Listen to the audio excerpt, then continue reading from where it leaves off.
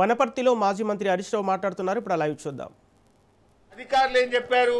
ఒక్క అధికారి కాదు, revenue, electricity, pollution control board, mining department 4 శాఖల అధికారులు మైన్ ఇన్స్పెక్ట్ చేసి 4 శాఖల అధికారులు ఇది ఇల్లీగల్ మైన్, అనుమతులు లేకుండా నడుపుతున్న మైన్ అని 4 శాఖల అధికారులు రాఘవ కన్స్ట్రక్షన్ కు నోటీస్ ఇచ్చారు.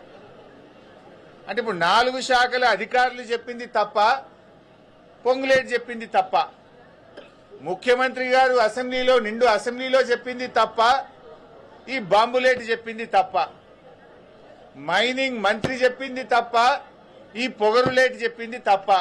ఇవాళ ఆయన సమాధానం చెప్పాలి. శాసనసభలో ముఖ్యమంత్రి, మైనింగ్ మంత్రి ఇద్దరు చెప్పారు ఇది రాఘవకు సంబంధించిందే, మా అధికారులే గుర్తుపట్టారు, రాఘవ మీద కేసులు పెట్టాము, రాఘవ దగ్గర డబ్బులు వసూలు చేసినామని నీ ముఖ్యమంత్రి, నీ మైనింగ్ మంత్రి, నీ సహచరులే చెప్పారు. నువ్వేం బుకాయిస్తున్నావు, అది నాకు సంబంధమే లేదు అని బుకాయిస్తున్నావు. అరే 4 శాఖల అధికారులు పోయి ఒక్కసారి కాదు నీకు 3 సార్లు నోటీసులు ఇచ్చారు. యాక్షన్ తీసుకోమని పొల్యూషన్ కంట్రోల్ బోర్డుకు లేఖ రాశారు. నువ్వు పొగరు తగ్గించుకో, పొగరులేటి, ఇంకా చాలా ఉన్నాయి నీ విషయాలు బయటకు రావాల్సినాయి. శాసనసభలో మరి నువ్వు ఎందుకు లేచి మాట్లాడలే? నువ్వు ఉన్నావు కదా అక్కడనే.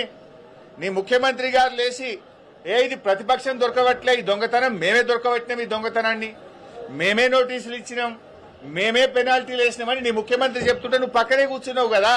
ఇది నాది కాదు అని అసెంబ్లీలో నువ్వు ఎందుకు లేచి నిలబడి చెప్పలేదు? నీ మైనింగ్ మంత్రే లేచి రాఘవకు అనుమతులు లేవు, రాఘవ అనుమతుల కోసం ఢిల్లీకి అప్లై చేసిందని చెప్తే అసలు రాఘవకు మైనే లేదని నువ్వు అసెంబ్లీలో లేచి ఎందుకు చెప్పలేదు? నువ్వు అసెంబ్లీలో ఉన్నావు కదా, నా పక్క సీట్లనే కూర్చున్నావు కదా, మరి ఆ రోజు ఎందుకు లేవలేదు? 12 రోజులకు గుర్తొచ్చిందా నీకు మైన్ లేదని? ఇదంతా బుకాయించే ప్రయత్నం, మసిబూసి మారేడుగా చేసే ప్రయత్నం. ఆ మైన్ నీది కాకపోతే అక్కడ కంటైనర్ మీద రాఘవ కన్స్ట్రక్షన్ అనే పేరు ఎందుకున్నది? ఆ కంటైనర్ మీద కాంగ్రెస్ పార్టీ జెండా ఎందుకు పెట్టిండ్రు? బీఆర్ఎస్ పార్టీ బయటకు తీయంగానే ఆ రాఘవ కన్స్ట్రక్షన్ కు పెయింటింగ్ వేసి కనబడకుండా ఎందుకు చేసిండ్రు? కాంగ్రెస్ పార్టీ జెండా ఎందుకు బీకేసిందో సమాధానం చెప్పాలి కదా. నువ్వు నీ కంటైనర్ మీద నీ పేరుంటది, మీద కాంగ్రెస్ పార్టీ జెండా ఉంటది. పొల్యూషన్ కంట్రోల్ బోర్డులో నోటీస్ ఇస్తే, మైనింగ్ డిపార్ట్మెంట్ నోటీస్ ఇస్తే నీ ఉద్యోగి రిసీవ్డ్ అని సంతకం పెట్టి డేట్ వేసి ఫోన్ నంబర్ పెట్టి రాసిచ్చిన డాక్యుమెంటే కదా నేను అసెంబ్లీలో చూపించింది. మరి ఇప్పుడు చెప్పు, ఎవరు తప్పు? ముఖ్యమంత్రి తప్ప? చెప్పు, నా ముఖ్యమంత్రి అబద్దం చెప్పిండు అసెంబ్లీలో అని చెప్పు, మైనింగ్ మంత్రి అబద్దం చెప్పిండు అసెంబ్లీలో అని చెప్పు.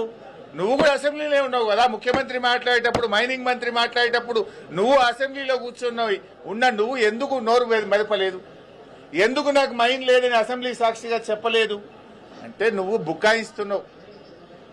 ఈ బాంబులేటి అబద్దాలు చెప్తున్నాడు. నువ్వు ఆ మైనింగ్ లో పొంగు లూటీ చేసినావు అనేటువంటిది ఇలా రాష్ట్ర ప్రజలకు అర్థమైంది. నువ్వు ఆ రోజే చెప్పాలి కదా. అదేవిధంగా నాదర్గుల్ భూముల విషయం, బీఆర్ఎస్ టైంలో రిజిస్ట్రేషన్ అయిందని ఒక చిల్లర కథ చెప్తున్నావు. నేను అందుకే చెప్పిన, నిజాలు దాచి అబద్దాలు మాత్రమే మాట్లాడినామని. నిజమేంటిది?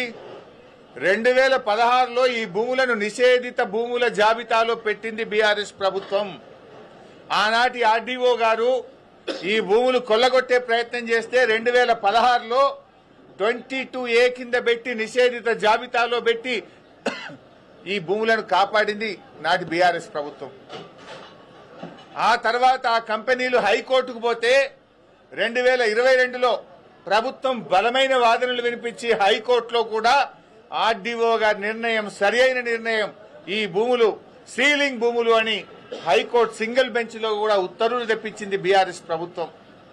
ఆ తర్వాత డివిజన్ బెంచ్ కూడా కంపెనీలు పోతే హైకోర్టు డివిజన్ బెంచ్ లో కూడా ఆనాటి రెవెన్యూ డిపార్ట్మెంటు అధికారులు అద్భుతంగా వాదనలు వినిపించి ఇవి సీలింగ్ భూములే, అమ్మిన వారి మీద, కొన్న వారి మీద క్రిమినల్ చర్యలు తీసుకోవాలని చెప్పి హైకోర్టు డివిజన్ బెంచ్ నుంచి కూడా జడ్జిమెంట్ తెప్పించింది బీఆర్ఎస్ ప్రభుత్వమే.